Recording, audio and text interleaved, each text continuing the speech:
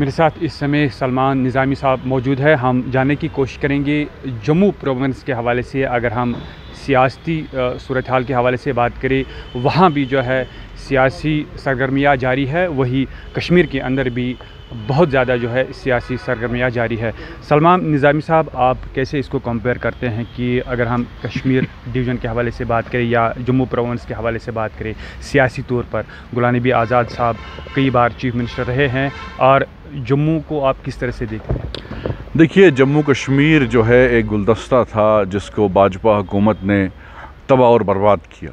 और जैसे गुलाम नबी आज़ाद साहब ने पार्लियामेंट में ये नारा दिया था कि जिस कश्मीर को खून से सींचा वो कश्मीर हमारा है, तो 370 भी आपने हटा दिया, लेकिन मिलिटेंट अटैक्स जो हैं अभी भी हो रहे हैं और हालात वैसे ही हैं जैसे थे।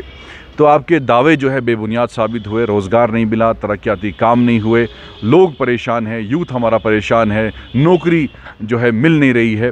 तो ये काफ़ी ऐसे मुद्दे हैं जिस पे हम आवाज़ उठाएंगे और उठाते रहे हैं। और जिस तरीके से रोशनी स्कीम आज़ाद साहब ने लाई थी वो जो है उसको रिवोक किया गया।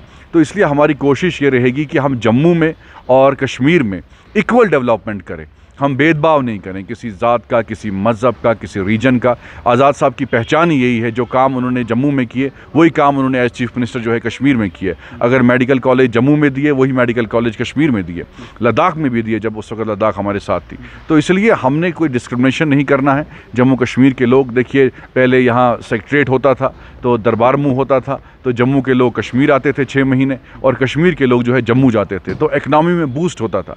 आज वो हालात ऐसे नहीं हैं, इसलिए अगर हमारी सरकार बनती है तो हम उन हालात को बेहतर करने की कोशिश करेंगे।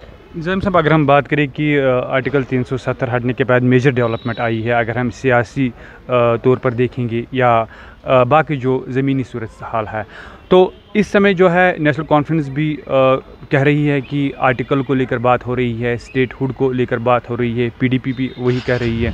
तो क्या आपका सपोर्ट पूरा है उन बातों को लेकर, क्योंकि सेंट्रल गवर्नमेंट खुद कहती है कि स्टेटहुड हम वापस देंगे? देखिए, जब आज़ाद साहब ने पार्लियामेंट में जो है लड़ाई लड़ी थी स्टेटहुड की, 370 की, उस वक्त होम मिनिस्टर साहब ने एश्योर किया था, यकीन दिलाया था कि हम स्टेटहुड रिस्टोर करेंगे। इसलिए हमें उम्मीद है कि सरकार जो है स्टेटहुड हमें इमीडिएटली रिस्टोर करेगी। इलेक्शन के बाद हार जीत किसकी होती है, सरकार कौन बनाता है, वो मैटर नहीं करता, लेकिन जम्मू कश्मीर के लोग हक रखते हैं। हम जमहूरी मुल्क में रहते हैं, जितने हकूक़ बाहर के लोगों को हैं उतने हकूक़ जम्मू कश्मीर के लोग। आपने देखा हाल ही में लोकसभा का इलेक्शन था, तो हज़ारों की तादाद में लोग पोलिंग बूथ पे गए, वोट का इस्तेमाल किया। तो ये एक मैसेज है कि यहाँ लोग जमहूरियत पे यकीन रखते हैं। तो इसलिए अगर जमहूरियत पे यकीन रखते हैं तो हमें भी वो हक दिए जाएं जो आप वादे बाहर की रियासतों में करते हैं। इसलिए सब पार्टी की डिमांड है कि स्टेटहुड होना चाहिए, और जो लैंड और जॉब राइट्स है जो 370 में या 371 में था, 35 में था, तो इसलिए वो हकूक़ हमें वापस मिलने चाहिए, क्योंकि कुछ तब्दीली नहीं आई।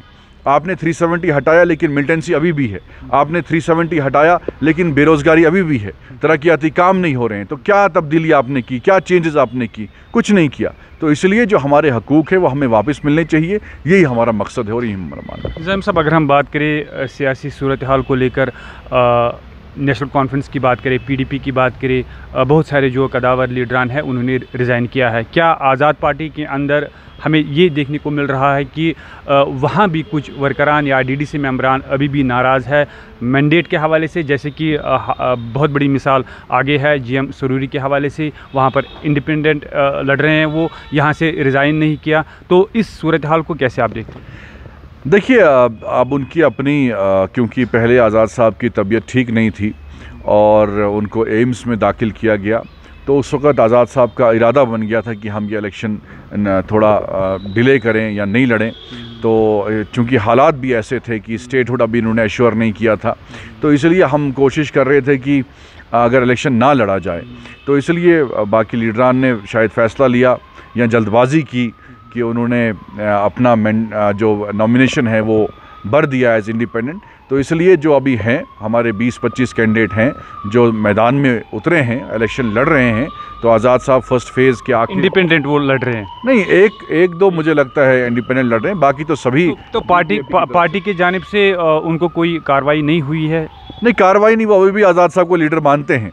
तो इसलिए मुझे नहीं लगता कि किसी ने आज़ाद साहब की मुखालफत की होगी या ये कहा होगा कि हमने DPAP को छोड़ा है।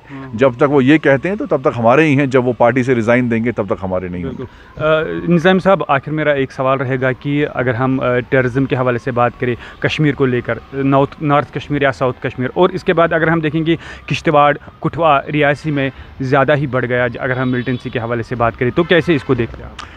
देखिए, ये मैंने पहले भी कहा कि जो दावे किए गए थे कि 370 हटने के बाद नॉर्मलसी आएगी, हालात बेहतर होंगे, लेकिन आज कश्मीर में तो मिलिटेंसी है ही है। आज जम्मू सूबे में मिलिटेंसी बढ़ चुकी है।